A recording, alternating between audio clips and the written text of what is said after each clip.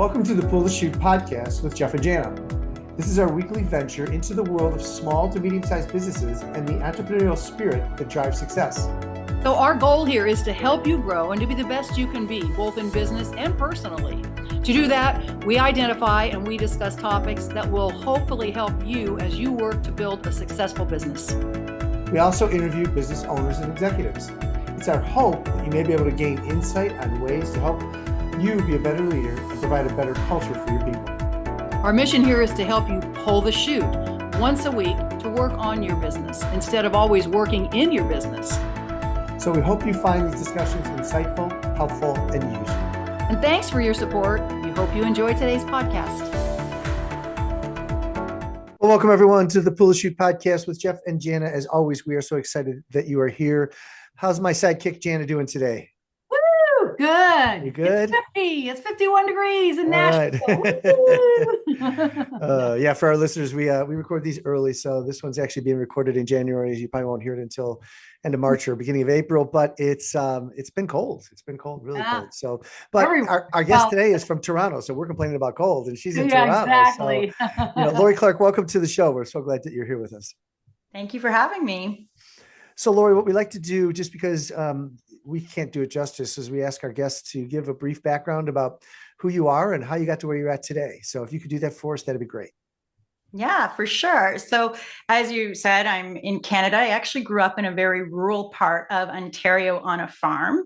And I think that has shaped a lot of how I looked at teamwork and systems. And my parents really raised us to be incredibly curious, learning how to learn. And that led me to University of Toronto. I got a scholarship to go there and I was studying human biology and I loved how the science worked, but then I went into economics and I loved that. And then I was starting to go all over the university and all of these courses.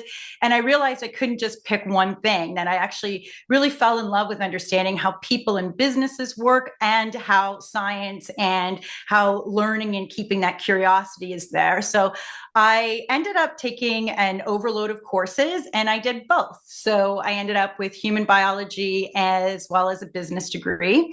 And during that time, I had a couple of jobs that I was doing to pay bills. And I ran into a leader who noticed that I had this innate ability to change systems to better things for customers. And he offered me an opportunity to, after I graduated, to start working in business transformation.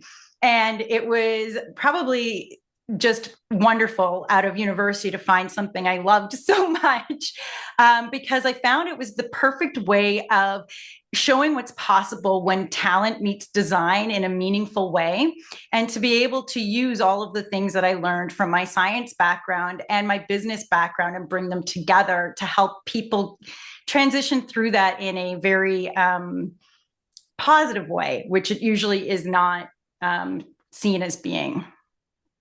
Yeah. Wow. So first of all, good job, overachiever. No, really. I did both. What the heck? I thought, why not? Why not? Yeah. So very interesting what you do. So give us a little more, give us an example of when you walk into a company, what's some of the things you might start looking at with them? Yeah. So I think that a lot of times people approach fixing problems in companies by either looking at it from a people lens, a business lens, or design lens, or technology lens.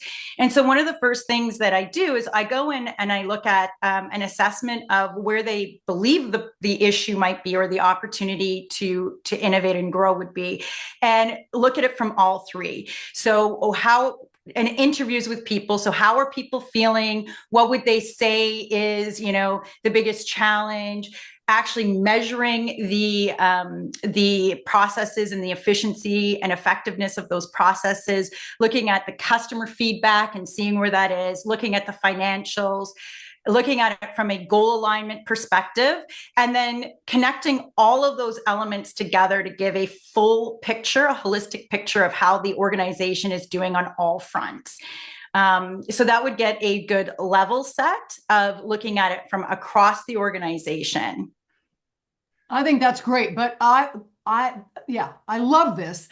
Let's get into, though, Laurie, this kind of pre-discussion we have before we click the record button, and that is the people and how engaged are people at this phase, do you find, in business? I know, we went through the pandemic and it separated everybody out, and then everybody started kind of slowly starting to come back together. But people are pickier now than they used to be pre-pandemic, in my opinion, with who we talk to about what they want out of their company and what they want out of their coworkers and out of their leaders and such. Do you find that to be true? Yeah, absolutely. So I think that the expectations have shifted for employees, and I'm not sure they can always articulate what they want that's different, but they know that what they have is not what they want. Yeah. So I was actually looking at some research from a recent Gallup poll from 2024. And it states that the employee engagement level is at an all-time low from the last decade, where only 31% of employees are engaged and 17% are actively disengaged. And some of the reasons they gave was that they had a lack of clarity of expectations of what were expected of them. Nobody cared about them as a person and their development. And it goes further into showing that the reasons they think that's happening is because it's a rapid pace of change. The companies didn't really adjust to hybrid and remote the way that they could have, or employees felt they should have. And that there's actually very big new expectations from customers, that coming out of the pandemic, the demands of customers are much higher than they were coming in. Mm-hmm. And they even have research on that, which showed that employees actually only believe that 23% of them think that promises are being fulfilled to them by the companies. So it's a lot of data, but it's showing just the discontent, and I think in a lot of ways some of that from the disconnection from each other and from the customer and the value that you're providing to that customer. Yeah, and I also feel like in a lot of mid-sized businesses, particularly, which is what Jeff and I really concentrate on, kind of, coaches that deal with smaller and mid-sized businesses. It's like a lot of times the leadership, and we talk a lot about leadership, wants to keep everybody in their own lane. Like, if you're dealing with customer service, then that's what that's what you stick with. If you're on the creative side, that's what you stick with. If you're on the financial side, and what we're finding in talking to a lot of these coaches, and you probably find this too, Laurie, is people like teamwork. They like integration. They like having some kind of reflection and some kind of idea about something that necessarily isn't in their wheelhouse. In other words, they like to be invited in to share ideas kind of on all levels of these businesses, because you never know what somebody's strength is until you give them an opportunity to verbalize about it, or to talk about, their past work history, how they grew up, what they're passionate about in their spare time. Maybe people are creatives even though they're in a technological job, or vice versa. And so I feel like sometimes companies aren't utilizing their workforce as they can. You know what I mean? Oh, absolutely. And I'll even go further. I think if any company wants to innovate, they need to bring different perspectives to the table. Me not knowing something about an area, it makes me one of the best people to have there to help solve a problem. Mm-hmm. I'll ask questions that may seem obvious, but are the questions that need to be asked. Or why do we do this? Or why is that happening? Have you ever thought of this? And sometimes those are the ones that kind of push it to the next level of innovation. Mm-hmm. But if you're constantly putting people who think the same way and do the same things all together, and not actually having that diversity of thinking and problem solving and perspectives, you're hindering your growth and your success. Mm-hmm. Yeah, well, you said a couple of things there that I wanted to dive a little deeper on. That was, you were talking about the people, and first of all, you said 31% are engaged. Does that mean 69% are just lackluster? Yeah, apathetic, with 17% of them actively disengaged. Yeah. I mean, that's just those are incredible numbers, right? It is incredible. It's 50%, over 50%. I know. And you wonder why, we can't drive revenues and things like that. We talk about that. Whereas, like, if we can get our people to be more engaged, especially through leadership. There's a stat that came out by, I'll think of it, Better Reports, I think. Anyway, they said that for every dollar you spend on leadership, you get a $7 return. Wow. Right? Which is a huge number. I believe it. Wow, that is big. I mean, it's just like, we need to start getting these people more engaged. And I think the pandemic taught them that they could have a voice because they weren't in the office. They weren't overhearing things. Right. And so I think that's one of the shifts. I don't know. What do you think about that, Laurie? Yeah. I mean, I think there were two things that happened in the pandemic that have led us to disconnected organizations. Is the way I'm going to word that. But I think one is they realized they had a voice, and they realized with autonomy, like they were working with autonomy. They were at home. They were doing it on their own.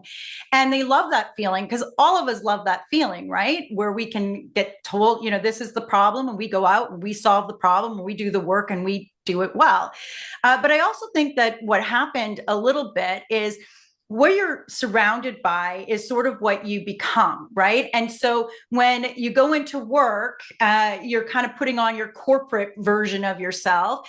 And when you come home, you kind of have your home version. And when we spend a lot of time in our homes, we didn't, as organizations and as leaders, do a good job to recognize that people started becoming more of their home selves all around. And that sense of work self and that sense of work purpose and mission and how I do it and what my role is left a little bit.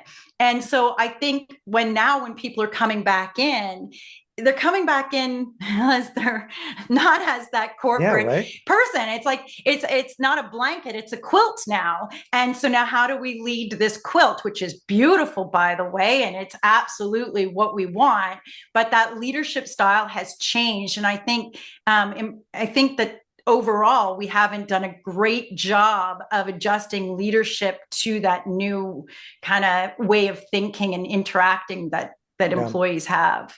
Well, and you said another thing. You said a lot of them are disengaged because they don't know why they're doing certain things, right? And that's part of leadership. I call that the why and because factor. If we could just tell people why they're doing it, because this is going to be the result, boy, they're so much more engaged. I mean, I don't know how many people I've ever been around in my career where they're like, why am I doing this? This is so stupid. And nobody told them why they needed to do it and what the result was going to be. Right. Yeah. It's like in the office, right, where they fill out the TPS reports. Like, where does that actually go? And you go and you follow it through and it goes nowhere and no one reads it. Right. It's like, wait a minute, what's happening? So for me, I feel like the role of the leadership team is to really determine why the business exists. And it should be to provide value to someone, something, some cause, right? And then it's to clearly articulate what that means as you roll down the organization. Oftentimes, especially in larger companies, they give out the strategy. Here's the strategy. And it's like a really great deck, and business schools love them. But the person doesn't know what that means. They show up at the town hall because they have to be there. They walk away. They don't know what it means. So part of making sure that why gets through is in a way that says, this is what it means for you. This is what that actually looks like. So this is what it would be to your day-to-day to change. And then for me, culture is the how. So how you make decisions, how you show up in meetings, how you do your work, how the work is designed. That's what is the unique part of the culture. Well, once you know the why, and once you know that and you can feel it, then you should be able to make decisions and do a lot of the how on your own, because you're anchoring it in something that's common to the company, and you're anchoring it in a value system that is going to, to implement what the company needs in the direction that it wants to go in. I find so many times where it's like, don't say that to a customer. Don't say that to a customer. You're telling them what to think and what to do instead of giving them the framework of how to think and what that means in the way that they can be successful as an adult who generally wants to do a very good job. I mean, I've run into a couple of people who I think really loved being disruptors in a bad way, but most of the people that I've worked with, they just want to do a great job. Yeah. And I think they want to be respected and heard. We talk about that a lot. They want, I know people used to poo-poo the meetings or the end of the week meetings or the fun, icebreakers or the let's get out of the office and go do things. But I will tell you, statistically over the years, it has proven that this unites your team more when they know a little bit of personal things about you. They know kind of how you tick, why you tick, what kind of a communicator you are. You know what I mean? These kinds of fun things taken away from the workplace, I think are beneficial because what they do is they build trust and a camaraderie, and a similarity, which we all are, like you said, people just kind of want to feel like they're doing a good job, Yeah, I think what you focus on grows. So the more you can focus on the commonalities, you create a nice base for teams to then be able to weather the storms when there's disagreement and to disagree respectfully, right? And the only way you get that is to say, I have a dog, you have a dog. Oh, well, that's amazing, right? Like and then, oh, wait, you think you read this book, I read that book. What did you get from it? Wow, that's a really different perspective. Tell me more about that. And then when you're on a team and the team, say data gets thrown up, and I had this on a team where the data was very clear. And one team member said, that's clear data. This is the path we go on. And the other team member says, I just don't know. Right. And that the response could have been one of two things. Like, what's wrong with you? It's very clear. This is the path we have to go on. But because we took the time to really build that base for the team, the question was, what's giving you pause on this? Yeah. And then the woman said, well, we only interviewed our customers and we can solve the problems they had, but we have a revenue issue. We need to know why people didn't come to us. Yes. And it was like, oh, okay. Right. And then another team member said, well, we don't have, the customer list for other, companies. And someone else said, well, why don't we just go to where they hang out and ask them? Yeah. And, some of them will blow us off, but a lot of them will answer. And they did. And when we came back and put that data together, total different path, right? So it's the different perspectives. It's building that base and trust. It's teaching, though, somewhat that ask the question. How do you ask a question? It seems like an obvious thing, but it's really not. And I think post-pandemic, a lot of people are a lot less patient to ask the question. They want the answer. Our technology is kind of teaching us to just get an answer, not ask a question. So I think that's been an interesting shift, right? That's probably where leaders need to do a little bit more work, where in their minds it's an obvious. But I think also in this data too, that the most affected was under 35. Yes. And so we have to recognize that they have not grown up the same way. They have not been taught in the same systems. They don't know how, so like, my daughter is a volleyball player and a coach said to her, try something different, try something different, try something different. And she said, I don't know how to try something different. Yeah, right. It was like, okay, pause for a second, right? Like, now let's teach you how to problem solve, right? So now let's start thinking out, how do we teach you what would it look like? What are your options to try something different? Oh, I can watch a video of a player. I can do this. I can go to a different coach. I can look for technical training. Amazing, right? I think we assume employees know how to do that. I think that's a mistake. Yeah, I agree. Yeah.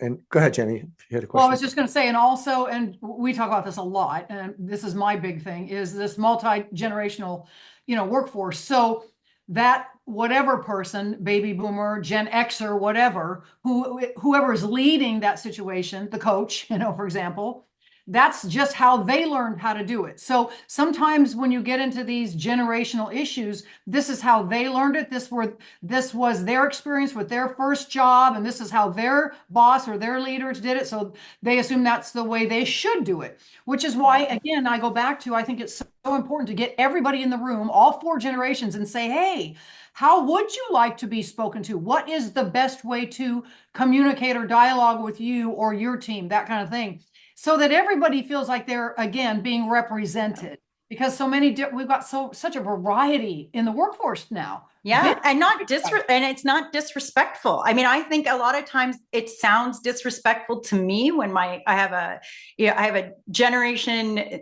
Z and an alpha, and they are very different. They're they're just, and it sounds so disrespectful to me half the time, and they're complimenting me. It's like I almost wish that I had a translator that's being like, no, that's a good thing, that's a bad thing. Nope, they're really unhappy. I sit there and I think that is exactly a challenge, though, through all of the generations. Yes. You didn't show up with a tie, that's disrespectful. You didn't show up with this, that's disrespectful. But to the person showing up, it's not. Right. It's not a sign of disrespect. And so it's getting really good at asking questions and being curious. And I falter at that quite a bit. I worked with this in Silicon Valley with a technology company, and I really worked hard to be seen as one of the team. I'm there to support you. And it took a lot of effort. And so finally I got invited to a dinner. And I was so excited. I was like, I'm going to this dinner and it's amazing. And I walked into the restaurant. I was dying to go to this restaurant. I've heard so much about it. And the leader says, here's where you sit. And then he ordered my meal. Oh, wow. And I went, okay. And I'm from a table and I'm eating, and I hate cod and Chardonnay, and I'm so angry. And it's like you picked everything I would hate off of this menu and you gave it to me. And so I was really frustrated. I went to the bathroom, and on my way back from the bathroom, one of the team members stopped me and said, "Hey, amazing, you did it." I was like, wow, what you're talking about? And he said, this is the sign of the ultimate respect. Like if you're most respected and trusted, everything's taken care of for you. So you don't have to make a decision. It's like he signaled to the entire team that you should be taken care of, right? And I went, are you serious? Like, wow. I'm so mad, my whole lens is I'm a grown up. I can order my own food. I can make my own decisions. So I sit back down. The rest of the dinner was great because I was relaxed. And at the end, I said, I really hate cod and I hate Chardonnay. And he started laughing and he said, well, you eat so healthy. I thought you'd love that. And I was like, I just wanted a red wine and a big steak, right? And I was like, so we kind of joked about it in the end, but that's where your lens comes in, and it taints so much of how you interact with the team. And really reminding yourself, come in with a beginner's mind, not just to different processes and systems and problem solving, but come in with a beginner's mind to different people. Yes. And my daughter actually reminded me of this too, because she said, why don't you ask somebody? My sister was driving me crazy or something. She goes, why don't you ask her? And I said, well, I know her. And she said, no, everybody changes. My favorite color used to be purple, and now it's not. And I went, oh my goodness, right? So we don't do that same thing with people. And I think that's a huge, it's a skill though, obviously. Yes, I'm still learning it. Well, aren't we all? It's like when my wife and I talk, and we're gonna invite somebody, and she goes, "Oh, they probably won't come." And I go, "But it's not our decision to make. Right? Let them tell you they don't want to come. Right? Yeah. Let's not assume they're not gonna come. Let's just That idea of that people change too. Oh my gosh, Laurie, that's a huge point, and especially in changed work environments. You know what I mean? Like, it's really interesting how much change has occurred just in the workplace in the last 20 years. We talk about that a lot, Jeff, and it's like, oh my gosh, I can remember when everything was, you wore corporate blue or corporate gray, and, you sat a certain way and you got your coffee and you worked a certain way. And that is blown out of that's all changed. All of Yeah. it's changed. Well, So the people part of it has to change too, yeah, I agree. It's funny you say that because corporate America, I started my job at Harris Bank in Chicago and I started at 7:45 every day. If I walked in at Oh, wow. 7:46, Yep. I had to write 7:46 and circle it in red. Oh my God. I'm like, yeah, I was just like, really? This is what we have to do? Yeah. And I took a train downtown from the suburbs in Chicago. So it wasn't my fault. The train was late, right? But no, I got in trouble, Yeah, it's your fault. those days are long gone. It's thank goodness, because I'll tell you, it was so anti-productive at times. Because then I'm mad for like an hour that I got dinged for being a minute or two late. But here's the key, in my opinion, too, though, Laurie, and you'll agree with this, I'm sure. Just I can tell by the way you communicate. And Jeff and I certainly agree with this. It starts with the leadership. The leadership has to get out of the way and not be the boss, but be the facilitator. Now granted, yes, they're the bottom line. They're kind of responsible for the bottom line, the P&L and all that. But the truth is, they also have to understand that they're going to have a varied workforce, and they're going to have a lot more success if they have a varied workforce and different types of people and putting the right butts in the right seats and all that. But it starts with the leadership initially, because if you don't have that sort of trust and freedom to express right from the get-go, then that's when the challenge comes in, I think, in trying to fix it. Yeah. And I think, and I know that the leaders are trying to do their best, right? So I always go in with positive intent. But I think a lot of times what we also underestimate is how lonely a leader's job is. Yes. They feel like they should have all of the answers off, and they feel like they have all of these concerns of things that they don't want to burden their team with, or they're not sure which path they should go down, right? And that's where a good executive coach comes in, and they help them talk through it in a very safe environment. But they also have to do little checks about whether they've pulled back too much from the organization, because if everyone's agreeing with you, you're not doing a great job right now, right? If people can't respectfully disagree, if you're not finding, ideas that are not yours pop up in meetings, right? Then that's where they can kind of take a look and just say, well, wait, am I asking questions in these meetings? When's the last time I was my customer, right? Like when was the last time I've connected with that? Have I gone out and looked at what it's like to be a day in the life of somebody in my company? When's the last time I was in the elevator and I put my phone away and I asked the person in the elevator with me, how are you? How are you doing? Right? To become a little bit more. And I find that the more we're into technology and the more there's so many outside pressures on the organizations, the more leaders get isolated. And I don't believe it's intentional. I feel like it just happens. And when they kind of step out, they're not sure what's going on anymore. And their first response is control it. Right? Which is not the right response, but it is definitely a common response. So the leaders that are out there have such responsibility and such a difficult job. But yeah, I think that disconnection from why they're in business, even for how the story plays out, how is our customer experience? What is it like to be an employee of my company? To have that curiosity is key. I think that's a great thing to ask business owners is how are my employees? Yes. Kind of touch them and find out, what's going on there along with the customers. I think that's something that we probably don't do enough of, and we should do more. So yeah, in a conversation, not a survey. Yeah, right. I know, yeah. In a how are you human? Yeah, right. That's what we got to do. Yeah. Well, I gotta wrap us up here, ladies. We kept going and going and going, but it was very insightful. I know. Laurie, thank you so much for your insight. Laurie, if people want to get a hold of you, how can they do that? So right now I'm on LinkedIn. My website's in construction, so you can find me on LinkedIn. Okay. Great. All right. So look up Laurie Clarke with an E when you do that, and make sure you find her. Laurie, again, thanks for being on the show. Boy, great energy. Loved it. Thank you so much for your insight. To all our listeners out there, as always, Jan and I really love the feedback. I just sent one over to Janet today that was amazing. We just got such great kudos for what we do, and we love doing this. So keep those coming because that inspires us as well. Until the next time, folks, stay safe and be healthy.